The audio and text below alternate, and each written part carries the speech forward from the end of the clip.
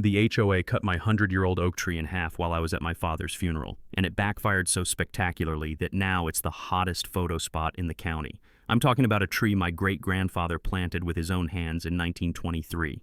4 generations of family photos taken under those branches. The day I'm burying my dad, the HOA president decides it's the perfect time to chainsaw it down the middle like she's splitting firewood. I pull into my driveway that evening, emotionally destroyed, and there she is, Pristine Cartwright, standing next to what's left of my family's legacy with a satisfied smirk and a clipboard full of emergency work orders. The tree looks like someone took a sword to it, half standing, half gone, completely surreal. But here's the thing about destroying something beautiful out of spite.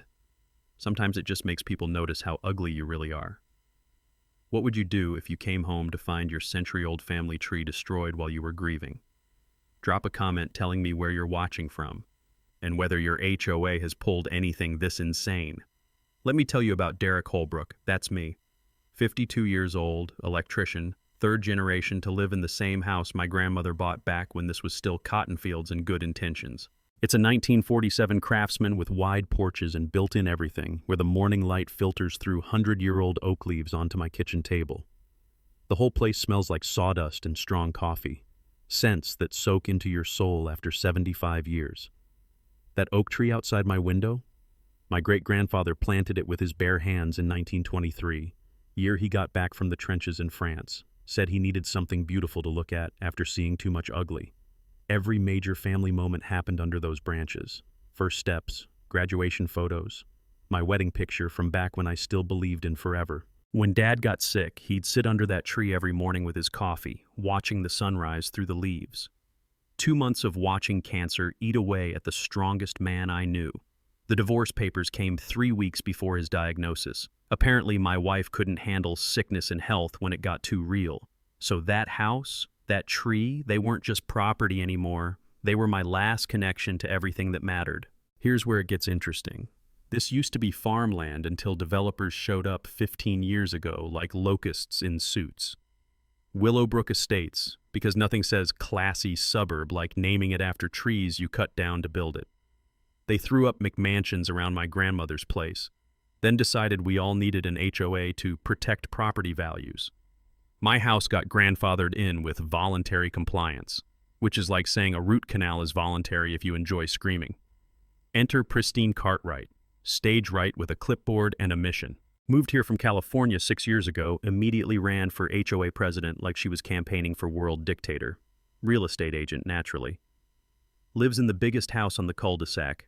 4,800 square feet of beige perfection where even the doormat looks like it went to Harvard.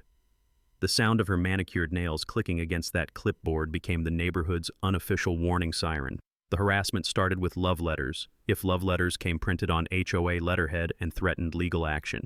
My grass was a 1/4 inch too tall. My mailbox was the wrong shade of black. Apparently there's a difference between midnight and obsidian that only someone with too much time and too little purpose could detect.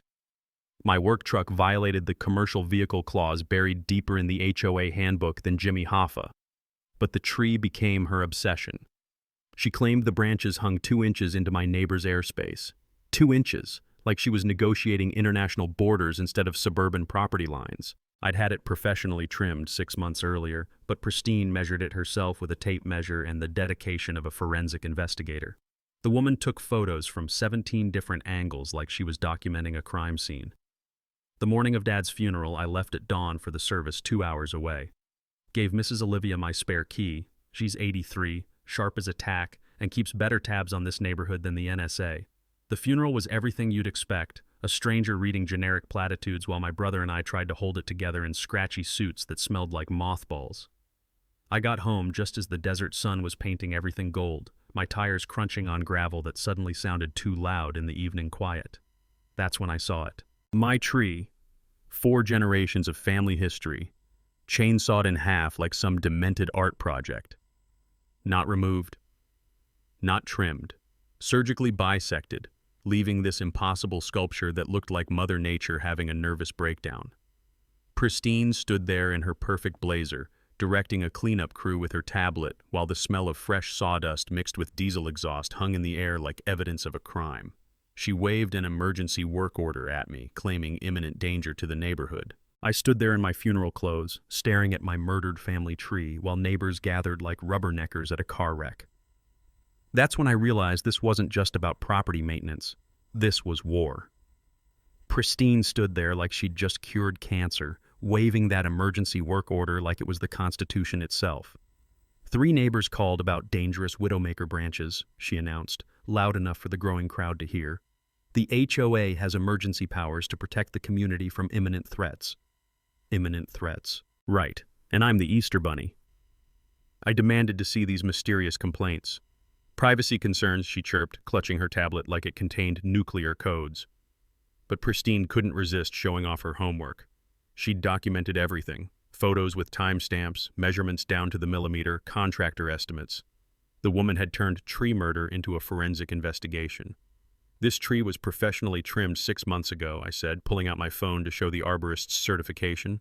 Licensed, bonded, the whole 9 yards. She actually laughed, not a polite chuckle, but a full-throated cackle that made her sound like she gargled with gravel. That's adorable, Derek. Sue us. The HOA has a legal fund that could buy your little house twice over. That's when I noticed something strange happening.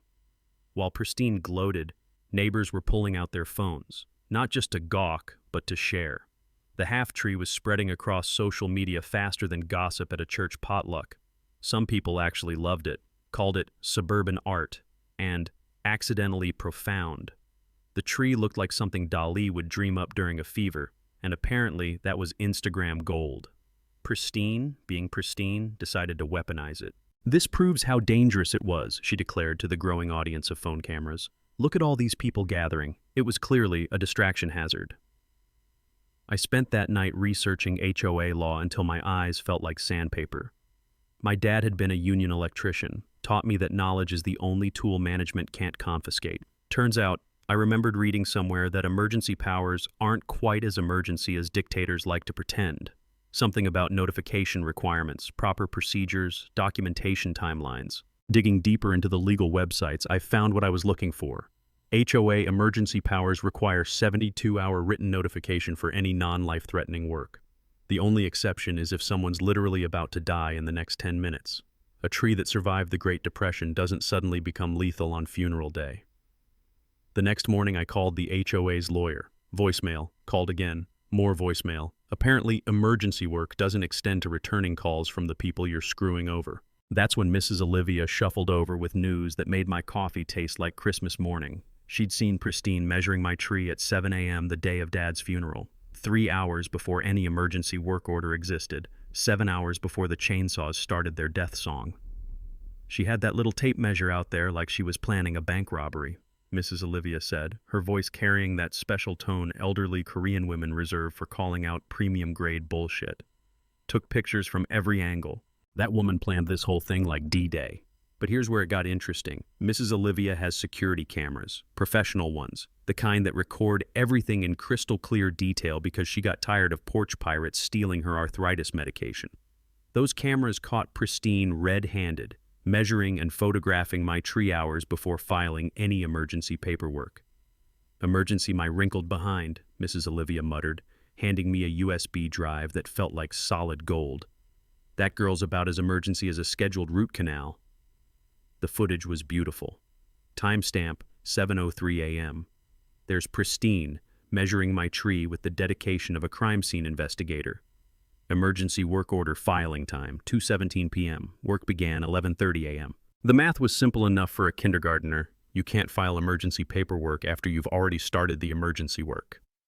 The sound of car doors slamming became our new neighborhood soundtrack as photo tourists discovered our accidental art installation. Professional photographers showed up with equipment that cost more than my truck. Coffee shops started advertising half-tree lattes and surreal Sunday specials. The local newspaper ran a human interest story about accidental suburban art. Pristine doubled down harder than a Vegas gambler. She told anyone with a microphone that the tree's fame proved it was a dangerous distraction and a liability nightmare. In her twisted logic, people wanting to photograph something beautiful meant it needed to be completely destroyed. But she miscalculated. The internet has a long memory and zero patience for petty tyrants. Every HOA horror story in the county started getting shared alongside photos of my tree. People shared their own pristine encounters, the family she harassed for parking their wheelchair van in their own driveway, the veteran she cited for flying an American flag that was supposedly 2 inches too large. That evening, I sat under what remained of my family tree, watching sunset light filter through its wounded branches, and realized something important. Pristine thought she was teaching me a lesson about compliance. Instead, she'd just given me a master class in how bullies reveal themselves when they think no one's watching. Game on. 3 days later, my mailbox delivered a special gift, legal papers thick enough to choke a horse. The HOA's attorney had crafted a cease and desist letter that read like a declaration of war, complete with ivory paper and threatening language about harassment and defamation of character. Character defamation. From a woman who murders trees during funerals. The irony could have powered the neighborhood for a week. But Pristine wasn't done playing dress-up lawyer. She'd compiled a greatest hits album of violations: my work truck, commercial vehicle in residential zone, my mailbox, still the wrong shade of black apparently, and my weekend garage projects, excessive noise disturbing the peace. Each violation came with escalating daily fines because nothing says community leadership like nickel and diming your neighbors into submission. Here's where her brilliant plan hit a pothole the size of Texas. My butchered tree was becoming a genuine tourist attraction, not just neighborhood famous, county famous. Tour buses started showing up. The local visitors bureau added it to their quirky Arizona attractions website, right between the world's largest ball of barbed wire and a restaurant shaped like a cactus. The smell of diesel exhaust from idling tour buses mixed with desert heat and sunscreen became our permanent atmosphere. Peterson started charging tourists $5 to use her bathroom and was making more money than most people's side hustles. The Henderson kids set up a lemonade stand that could have funded a small country.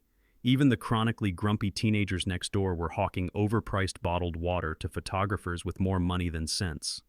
That's when Pristine made her next power play, calling code enforcement about my unauthorized commercial venture. Never mind that I wasn't charging anyone or had any control over who showed up with cameras. In Pristine's universe, logic was optional. "Mr. Holbrook," the code enforcement officer said, consulting a clipboard that looked suspiciously similar to Pristine's favorite prop, "you need to discourage visitors or face commercial zoning violations." I was about to argue when Mrs. Olivia appeared like a tiny Korean fairy godmother with information that changed everything. She'd been doing her own detective work, God bless her, and discovered something beautiful. Pristine's brother-in-law owned the landscaping company that had butchered my tree. $3,200 for half a day's work, Mrs. Olivia announced, waving printed financial records like she'd discovered buried treasure. No competitive bids, no board approval, just Pristine writing checks to family. That evening, while researching HOA financial regulations online, because insomnia and righteous anger make excellent research partners, I stumbled across something my electrician's brain should have caught earlier. Emergency expenditures over $500 require board approval and competitive bidding. Always. No exceptions, even for actual emergencies. I called Jake Morrison the next morning.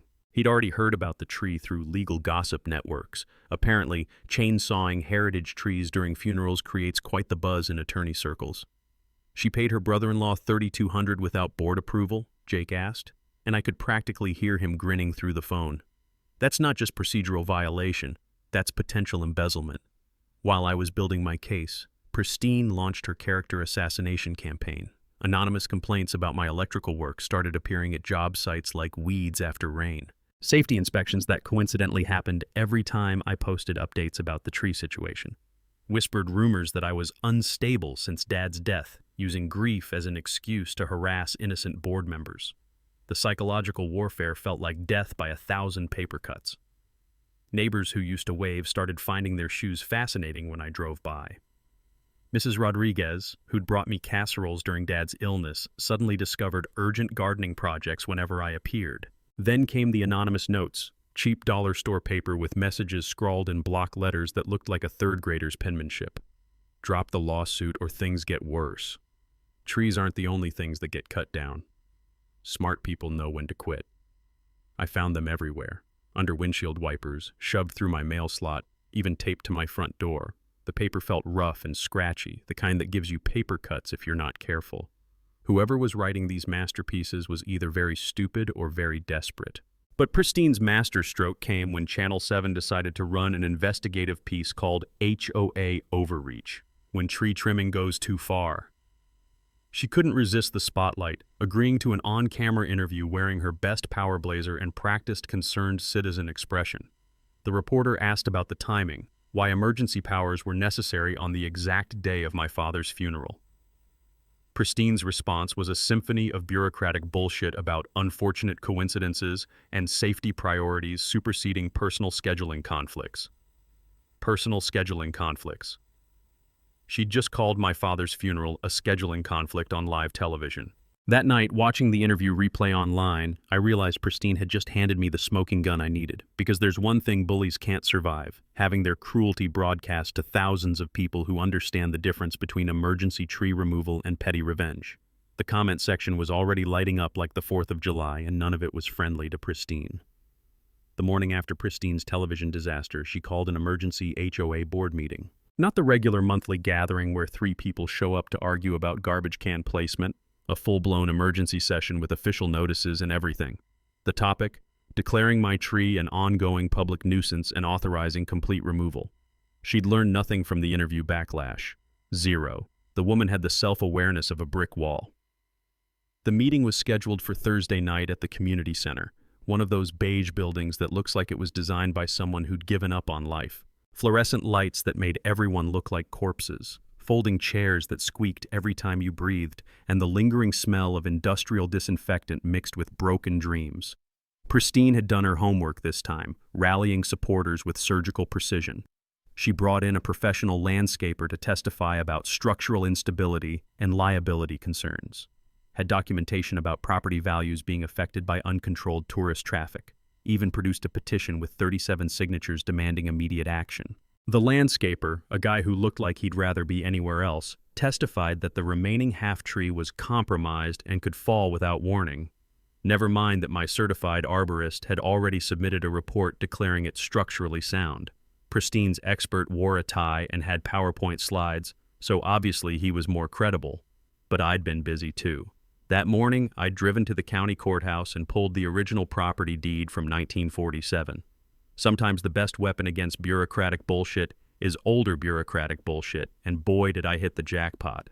The deed contained an environmental protection clause requiring preservation of significant mature trees on the property, not just any trees, specifically mature ones. And my oak was explicitly mentioned by the original surveyor as a heritage specimen, estimated 100+ years to be preserved in perpetuity. In perpetuity. That's legal speak for forever, you power-hungry clipboard warrior.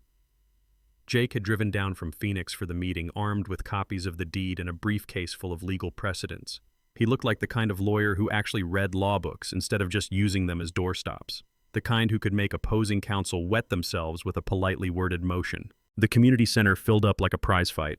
Pristine's supporters clustered near the front, mostly newcomers who'd bought into her property values propaganda. My supporters spread throughout the room.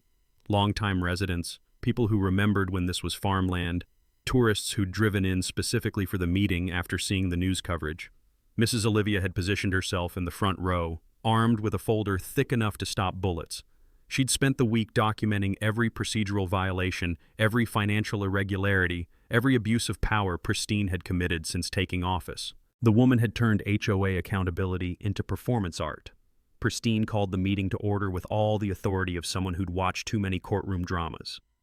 She presented her case like a prosecutor, complete with charts showing declining property values and traffic disruption statistics that would have impressed a statistics professor. "This tree has become a circus," she declared, gesturing toward enlarged photos of tourists taking selfies. "Property values are suffering. Children can't play safely in their own yards. Something must be done." That's when Jake stood up, briefcase in hand like he was about to perform surgery. "Before this board votes on anything," he said, his voice carrying the kind of authority that makes people sit up straight, "I'd like to present some documentation that might interest you." He pulled out the property deed like a magician revealing the ace of spades. "This tree is protected under the original environmental covenant attached to this property.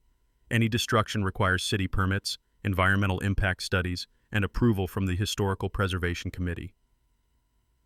The room went so quiet you could hear the fluorescent lights humming their death song. Pristine's face went through more color changes than a chameleon having an identity crisis.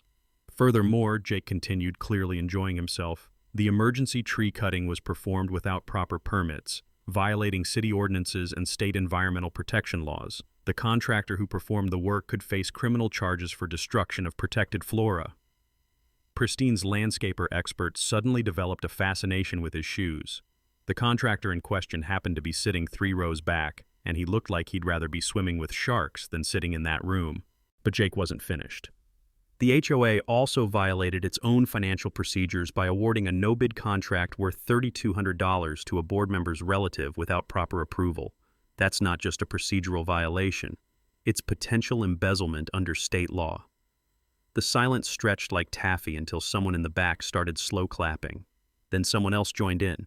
Within 30 seconds, half the room was applauding while Pristine sat there looking like she'd been hit by a freight train carrying legal documents. That's when I realized we'd just shifted from playing defense to full-scale offensive. Pristine thought she was conducting a public execution.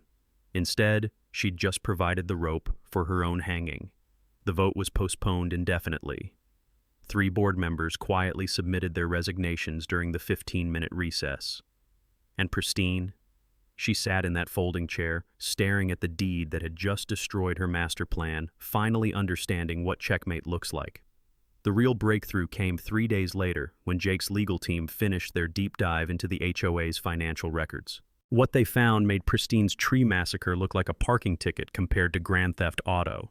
"Derek," Jake said over the phone, his voice carrying that particular excitement lawyers get when they smell blood in the water. "You need to sit down for this. Your tree wasn't random revenge. It was a desperate cover-up." Turns out, the original 1987 Neighborhood Development Agreement contained an environmental protection clause that made my property essentially untouchable. Any significant mature tree over 50 years old was protected by county ordinance requiring environmental impact studies and city permits for removal. The oak tree was specifically mentioned by name in the surveyor's report as a heritage specimen requiring perpetual preservation. Perpetual. As in forever. As in even God himself would need a permit from 3 different agencies to touch that tree. But here's the part that made my coffee taste like Christmas morning. Pristine knew. She'd known for months. The HOA's insurance company had flagged the environmental liability during their annual policy review. Any damage to protected flora could result in criminal charges and civil penalties up to $50,000. She wasn't trying to enforce HOA rules, Jake explained. She was trying to eliminate evidence before the insurance audit found the violation. The financial smoking gun was even more beautiful.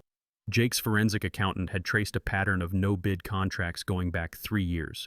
$47,000 in HOA funds paid to companies owned by Pristine's relatives. Her brother-in-law's landscaping company, her cousin's fence repair business, even her unemployed nephew's consulting firm that existed only on paper. Pristine hadn't just been power tripping. She'd been embezzling HOA funds through family members, and the insurance audit was getting close to discovering the whole scheme. My tree was supposed to be destroyed before anyone could prove it was protected, eliminating the liability that would trigger a full financial investigation. The tree cutting wasn't personal, Jake said, though I could hear papers rustling as he organized evidence. It was criminal. She needed that tree gone before the audit uncovered her embezzlement operation. Mrs. Olivia had provided the final piece of the puzzle. Security footage showing Pristine meeting with the landscaping crew 2 weeks before Dad's funeral. Not discussing emergency tree removal, but planning it. The timestamp on the video showed her handing over cash payments. No checks, no official HOA documentation. The insurance company's preliminary audit had already identified financial irregularities requiring immediate investigation. Pristine's real estate license was under review by the State Board for Conflicts of Interest. Her husband had quietly filed for divorce the previous month, probably trying to protect his assets from the incoming legal tsunami. Everything suddenly made sense. The harassment campaign wasn't about mailbox colors or grass height. It was about driving me out before I could discover the environmental protections on my property. The emergency tree cutting wasn't spite, it was evidence destruction. The anonymous threats weren't intimidation tactics, they were panic. Pristine wasn't a petty neighborhood dictator. She was a desperate criminal who'd been caught with her hand in the cookie jar trying to eliminate the evidence before the adults showed up to count the cookies. "How much trouble is she in?" I asked. Jake's laugh could have powered a small city. "Criminal charges for embezzlement, fraud, destruction of protected property, and filing false emergency reports, civil liability for restoration costs, punitive damages and legal fees, professional sanctions that'll cost her real estate license, and personal bankruptcy when her husband's divorce lawyers get finished with her.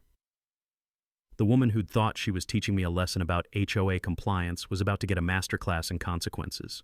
And the beautiful irony? If she'd just left my tree alone, none of this would have come to light. Her own greed and desperation had created the investigation that would destroy her.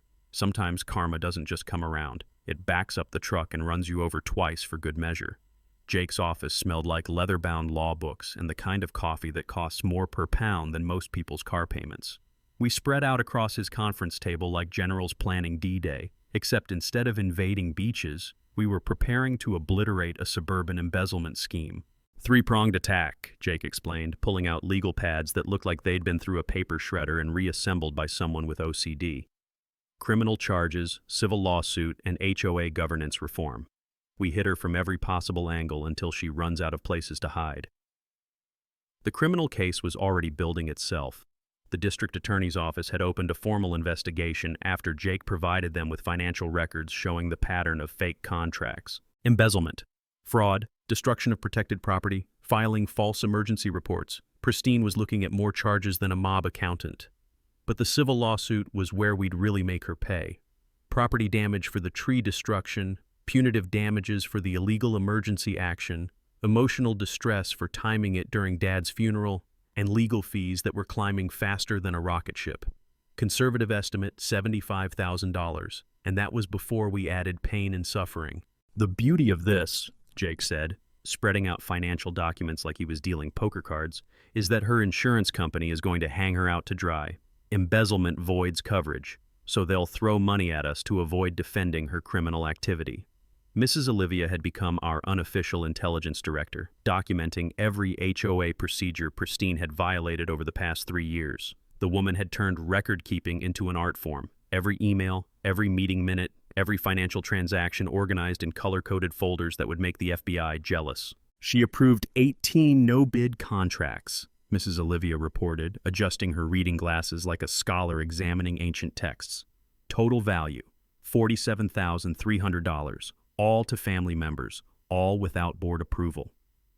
The Historical Society had provided expert testimony about the tree's significance, complete with documentation dating back to 1923.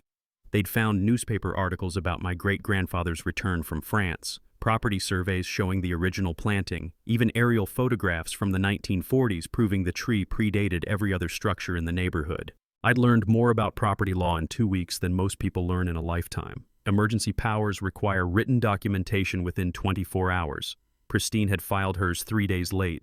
Environmental protection clauses supersede HOA authority, always, no exceptions. Insurance subrogation means the insurance company becomes your legal ally when they're pursuing reimbursement from criminals. The most beautiful part was watching Pristine's support network crumble like a house of cards in a hurricane. 3 board members had already resigned rather than face potential criminal liability. Her landscaping expert had hired his own attorney and was cooperating with investigators. Even her brother-in-law was throwing her under the bus, claiming he'd been deceived about the legality of the tree destruction. My insurance company had turned into unlikely allies, pursuing their own investigation into the fraudulent emergency claim. Their forensic accountant was documenting every financial irregularity, every procedural violation, every abuse of authority. When insurance companies smell fraud, they become more aggressive than sharks during feeding time. The media attention was building momentum like a snowball rolling downhill. The local newspaper was planning an investigative series on HOA accountability. Channel 7 was preparing a follow-up story about the criminal charges. Even a documentary filmmaker from Phoenix had called about turning the whole mess into a feature about suburban corruption. I'd taken a public speaking course at the community college. Figured if I was going to testify in court, I might as well sound like I knew what I was talking about. Learned how to stay calm under hostile questioning, how to present evidence clearly, how to make complex legal concepts understandable to regular people. The personal preparation was harder than the legal stuff. Going through family photos to document the tree's significance meant reliving decades of memories. Pictures of Dad as a kid climbing those branches. My wedding photos under the canopy. 4 generations of family gatherings, birthday parties, graduation celebrations, all centered around that oak tree. The timing was crucial. We coordinated the criminal referral with the civil lawsuit filing, planned the media investigation to coincide with the city council hearing on heritage tree designation. Everything would hit at once, creating a perfect storm of legal and public pressure that would make Pristine's life more complicated than quantum physics. Jake had prepared contingency plans for every possible scenario. If criminal charges didn't materialize, we had alternative legal theories. If the civil case stalled, we had backup strategies. If Pristine tried to flee the jurisdiction, we had asset protection measures in place. But my favorite part of the whole plan was the simplest. We were going to let Pristine destroy herself. Every desperate move she made created more evidence. Every lie she told was recorded and documented. Every threat just added to the criminal charges. The best part about fighting criminals, Jake said, packing up his briefcase with the satisfaction of someone who just designed the perfect mousetrap, is that they always think they're smarter than they actually are. Pristine's going to keep digging until she reaches the center of the earth. Game time was coming, and we were ready for war. Pristine's first move after the financial records went public was hiring Kellerman, Banks & Associates, the kind of law firm that charges more per hour than most people make in a week. Their downtown Phoenix office had marble floors so shiny you could perform surgery on them, and receptionists who looked like they'd been recruited from a modeling agency. Her strategy was simple: challenge everything. The heritage tree designation, the financial audit findings, even the validity of my property deed. If you can't win on facts, drown the opposition in paperwork and legal fees. Classic scorched earth tactics from someone who'd rather burn down the neighborhood than admit she was wrong. But hiring expensive lawyers when you're under investigation for embezzlement sends a certain message to prosecutors. Specifically, the message that you've got money hidden somewhere and aren't planning to cooperate. The district attorney's office upgraded her case to a felony investigation faster than you could say flight risk. That's when the real psychological warfare began. Anonymous flyers started appearing on car windshields throughout the neighborhood, claiming I was exploiting my father's death for financial gain and destroying property values with frivolous lawsuits. The paper felt cheap and rough, like dollar store copy paper, and smelled faintly of desperation and off-brand toner. Someone, and I'm sure it was completely coincidental, kept calling code enforcement about imaginary violations at my house. Grass allegedly too tall, work truck parked illegally, suspicious electrical work happening without permits. Each complaint required an official inspection. Each inspection wasted a day of my time, and each report came back finding no violations whatsoever. The harassment escalated to vandalism when I found my work truck's tires slashed in the Home Depot parking lot. 4 brand new Michelins, cut with surgical precision, deflated like my faith in suburban civility. The security cameras had mysteriously malfunctioned during the exact 20-minute window when the damage occurred. What are the odds? Mrs. Olivia's security system, however, had been working perfectly. Her cameras caught a figure in dark clothing creeping around my property at 3 a.m., carrying what looked suspiciously like landscaping tools. The timestamp showed Tuesday night, the same night someone had tried to finish what Pristine started by taking a chainsaw to the remaining half of my tree. The would-be tree assassin had chickened out after making a few test cuts, probably realizing that destroying evidence under federal investigation might not be the smartest career move.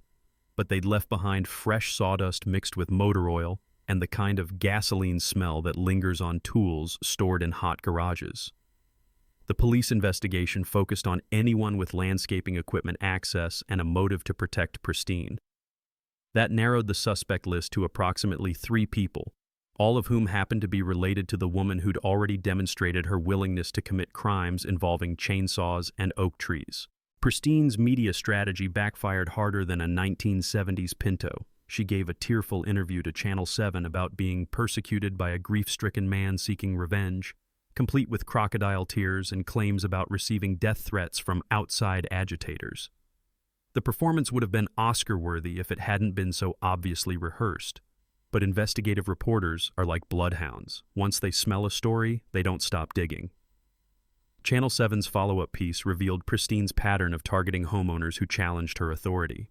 3 families had sold their houses and moved rather than fight her harassment campaigns. 2 elderly residents had been cited for violations that didn't actually exist in the HOA handbook.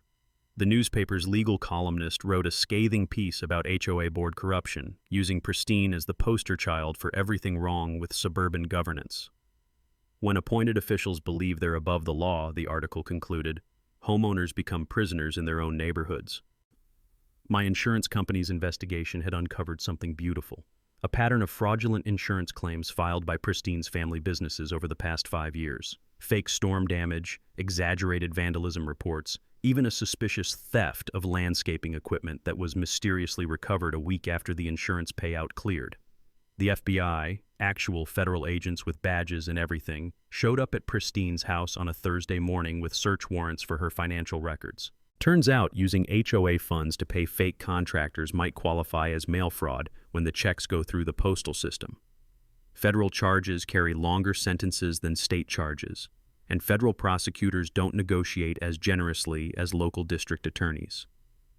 That evening, I sat under my wounded tree watching the sunset paint the desert sky in shades of orange and gold, listening to the sound of Pristine's perfectly manicured world collapsing like a house of cards in a windstorm. Her expensive lawyers were about to discover that defending embezzlement cases becomes exponentially more difficult when your client keeps committing new crimes during the investigation. She'd started this fight thinking she was swatting a fly. Instead, she'd poked a bear that was about to remind her why bears are apex predators and flies usually survive longer than people who threaten their cubs. The next phase was going to be even more entertaining. Pristine's final gambit was so desperate it would have been hilarious if it hadn't been so pathetic. She called an emergency meeting to declare the HOA bankrupt and dissolve the board entirely, hoping to transfer all assets to a shell company before the criminal investigation could seize them. Her plan had all the sophistication of a toddler hiding cookies by eating the evidence. The meeting notice came on a Friday for a Monday morning session. Technically legal, but obviously designed to minimize attendance. She'd chosen 7 a.m. at the community center, banking on most homeowners being either at work or getting kids ready for school. Classic dictator tactics. Change the rules when no one's watching. But word travels fast in neighborhoods where someone's been committing crimes with chainsaws. By Sunday night, social media was buzzing with meeting details and calls for maximum attendance. Mrs. Olivia had organized a phone tree more efficient than the Pentagon's communications system. Monday morning arrived with the kind of desert heat that makes asphalt soft and tempers shorter. The community center parking lot looked like a political rally, packed with cars, pickup trucks, and at least 3 news vans with satellite dishes pointed skyward like mechanical sunflowers. Inside, Pristine sat at the head table looking like she'd aged 10 years in 2 weeks. Her signature blazer was wrinkled, her usually perfect hair showed gray roots, and her hands shook slightly as she shuffled through papers that probably contained more fiction than the local library. Due to mounting legal costs and frivolous lawsuits, she announced to a crowd that filled every seat and lined the walls, the board has no choice but to declare bankruptcy and dissolve this HOA. The audience reaction was immediate and loud. Shouts of bullshit and show us the books echoed off the walls while Pristine banged her gavel like she was driving railroad spikes. The smell of too many people in too small a space mixed with nervous sweat and the industrial disinfectant that never quite masked the building's underlying mustiness. That's when Jake stood up from the back row, briefcase in hand and wearing the kind of smile that makes defense attorneys reach for antacids. "Before this board takes any action," he said, his voice cutting through the chaos like a sword through silk, "I have some documents that might interest everyone." He walked to the front with the measured pace of someone who knows he holds all the winning cards.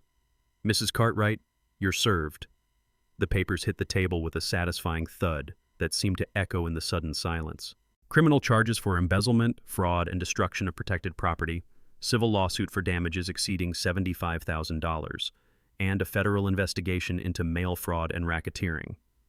Pristine's face went through more color changes than a sunset time-lapse. White to red to green and back to white, like someone was operating her complexion with a remote control. Furthermore, Jake continued, clearly enjoying the performance, any attempt to dissolve this HOA or transfer assets while under federal investigation constitutes obstruction of justice and tampering with evidence. I've already filed injunctions preventing any such actions. The FBI agents who'd been sitting quietly in the back row suddenly became very interesting to everyone in the room. They'd been documenting Pristine's bankruptcy scheme in real time, adding witness tampering and obstruction charges to her growing collection of felonies.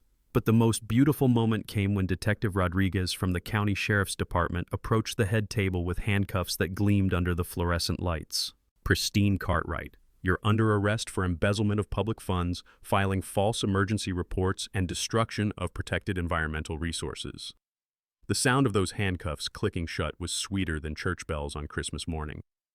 Pristine's carefully constructed facade crumbled completely as she was led out in cuffs, her expensive lawyers scrambling behind her like confused puppies following a fire truck.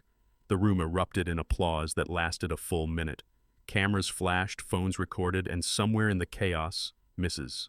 Olivia was high-fiving people half her age while clutching a folder full of evidence that had helped bring down a neighborhood tyrant.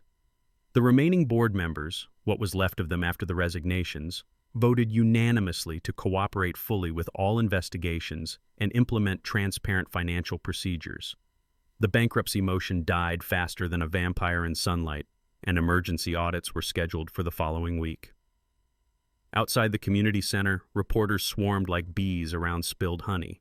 The questions came fast and predictable. How did it feel to see justice served? What would happen to the tree? Was this really about HOA overreach or something bigger? I kept my answers simple and let Jake handle the legal complexities, but when one reporter asked what I'd learned from the whole experience, I gave them the soundbite that would play on news broadcasts for weeks. I learned that bullies rely on good people staying quiet. The moment you shine a light on their behavior, they scatter like roaches when you turn on the kitchen light. That evening, sitting under my half-tree with a beer and the satisfaction of watching karma deliver a masterclass in consequences, I realized something important. This hadn't just been about saving my family's heritage. It had been about proving that ordinary people can fight corruption and win, even when the system seems rigged against them. Sometimes David doesn't just beat Goliath, he gets him arrested for tax evasion too. The city council hearing was scheduled for Wednesday evening, and by 5 p.m. the chambers were packed tighter than a sardine can at a fish convention. Media crews had set up equipment that looked like a small television studio, complete with lighting rigs and enough cables to power a small city.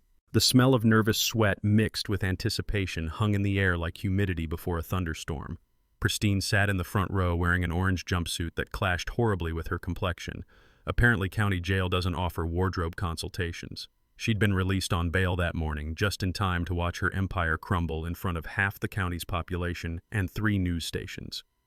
The Historical Society presented first, armed with documentation that would have impressed the Smithsonian. Photographs dating back to 1925, property surveys showing the tree's protected status, even soil samples proving its age and ecological significance. The presenter, a retired professor who looked like he'd stepped out of a history textbook, spoke with the kind of authority that makes politicians nervous. This oak tree represents not just botanical heritage, he explained, gesturing toward enlarged photographs that showed my great-grandfather planting the sapling, but the agricultural history of this entire region. Destroying it was equivalent to vandalizing a natural monument. The certified arborist testified next, explaining how the remaining half-tree could not only survive but thrive with proper care. His PowerPoint presentation included recovery timelines, restoration techniques, and projected growth patterns that made the tree sound like a patient recovering from surgery rather than a victim of suburban violence. That's when the district attorney's representative dropped the bombshell that made Pristine's face go whiter than fresh snow. Mrs. Cartwright has been formally charged with 6 felonies, including embezzlement of public funds, environmental destruction, and conspiracy to commit fraud. The federal investigation has uncovered additional evidence of mail fraud and tax evasion spanning multiple years. The room went so quiet you could hear people breathing. Pristine's expensive lawyer, the one who probably charged more per hour than most people's monthly rent, looked like he'd rather be anywhere else in the universe, including the surface of Mars during a dust storm. But the real fireworks started when Councilwoman Martinez asked Pristine if she had anything to say in her defense. The woman who'd terrorized an entire neighborhood with clipboards and fake emergencies stood up, still wearing those handcuff marks on her wrists like jewelry, and proceeded to have what can only be described as a complete public meltdown. "This is a witch hunt!" she screamed, her voice cracking like a teenager whose parents just found his browser history. "That tree was dangerous. I was protecting the community. These people are just jealous of successful leadership." She rambled for 10 minutes about conspiracy theories involving the media, the insurance companies, and somehow the federal government. Apparently everyone was out to get her because she understood property values better than the sheeple she'd been trying to protect. The security guards started moving toward her when she began pointing accusingly at random audience members, claiming they were paid agitators and outside troublemakers. The irony of a California transplant calling longtime Arizona residents outsiders was apparently lost on her, but it wasn't lost on the crowd. That's when I stood up. The room fell silent except for the quiet whir of news cameras turning to capture whatever was about to happen. Pristine was still ranting about persecution and unfair treatment when I took the microphone the council clerk offered me. "Mrs. Cartwright," I said, my voice carrying clearly through the chamber's sound system, "you cut down my family's 100-year-old tree while I was burying my father. You embezzled money from neighbors who trusted you. You filed false emergency reports and threatened people who questioned your authority." I paused, looking directly at her while she stood there trembling with rage and whatever was left of her dignity. This was never about tree trimming or property values. This was about power and what happens when small people get a little bit of it and forget they're still accountable to the community they claim to serve. The silence stretched for what felt like an hour, but was probably only 10 seconds. Then someone in the back started clapping. Slowly at first, then others joined in until the entire chamber was applauding so loudly the council president had to bang his gavel to restore order. The vote was unanimous. Heritage tree designation approved, protective buffer zone established, and a small memorial park authorized around the tree's base. The city attorney announced that criminal charges would proceed regardless of the HOA's financial status, and that full restitution would be required before any plea agreements could be considered. Outside the courthouse, reporters surrounded me like I'd just won the lottery or discovered a cure for something important. The questions came fast. How did it feel to win? What's next for the tree? Any advice for other homeowners fighting HOA corruption? My answer became the soundbite that played on every news broadcast that night. This was never about winning or losing.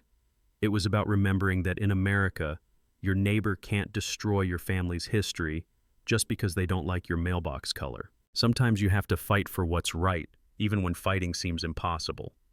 6 months later, my half-tree had become the most famous tourist attraction in 3 counties, complete with historical markers and a small gift shop run by volunteers who donated proceeds to tree preservation programs. The irony was delicious.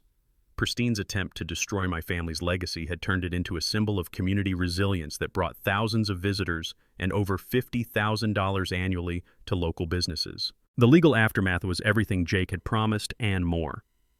Pristine pleaded guilty to avoid a trial that would have been broadcast on court TV, receiving 18 months in federal prison plus full restitution. Her real estate license was permanently revoked. Her husband's divorce was finalized with extreme prejudice, and she was banned from serving on any HOA board for life, assuming she could afford to live anywhere with an HOA after paying back $67,000 in stolen funds and legal fees. The HOA transformation was even more satisfying. New board members were elected on a platform of transparency and accountability, with bylaws rewritten to require competitive bidding for all expenditures over $500 and homeowner approval for any emergency actions. The community that had once lived in fear of clipboard-wielding bureaucrats now had actual democracy, complete with monthly meetings where people argued about important things like playground equipment instead of mailbox colors. My personal life had taken an unexpected turn for the better. Sarah Olivia, Mrs. Olivia's granddaughter and a volunteer coordinator for the Historical Society, had become a regular fixture at my kitchen table, helping plan the annual Heritage Tree Festival while we shared coffee and stories about family legacies worth fighting for. She had her grandmother's sharp wit and her grandfather's stubborn streak, plus a smile that made even morning coffee taste better. The tree restoration project became a case study at the local community college's horticulture program, with students learning about recovery techniques while contributing to its care. The remaining trunk had developed new growth patterns that created a unique canopy, more artistic than anything nature had originally planned, but somehow more beautiful for having survived human cruelty. Local schools brought classes for field trips, using the tree to teach lessons about history, environmental protection, and civic engagement. Kids who'd never heard of HOAs learned about standing up to bullies and fighting for what's right, even when the fight seems impossible. Some lessons are worth learning early. The ripple effects spread beyond our little neighborhood. Jake used our legal precedents to win 3 similar cases across the state, establishing protections for homeowners that saved thousands of people from petty tyranny disguised as community leadership. The state legislature passed HOA reform legislation requiring financial transparency and limiting emergency powers, reforms that wouldn't have existed without Pristine's spectacular demonstration of why such laws were necessary.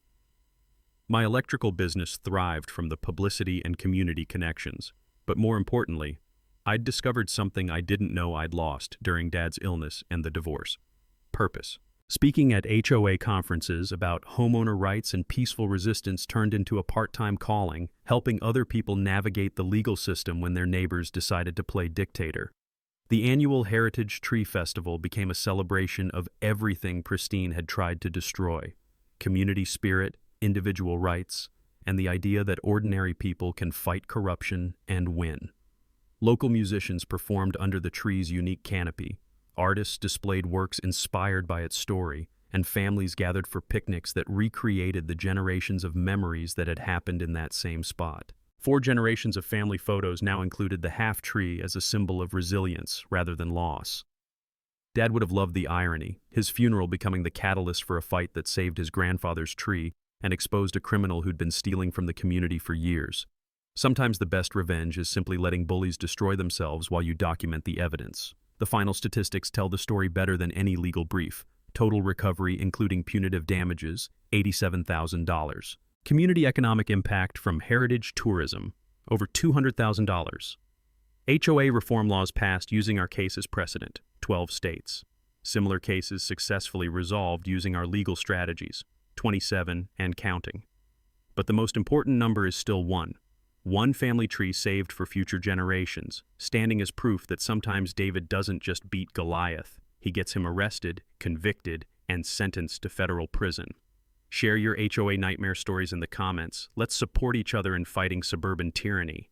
And subscribe for more David versus Goliath stories where justice actually wins, because next week's tale involves a corrupt mayor, a parking meter scam, and the most epic public records request in municipal history.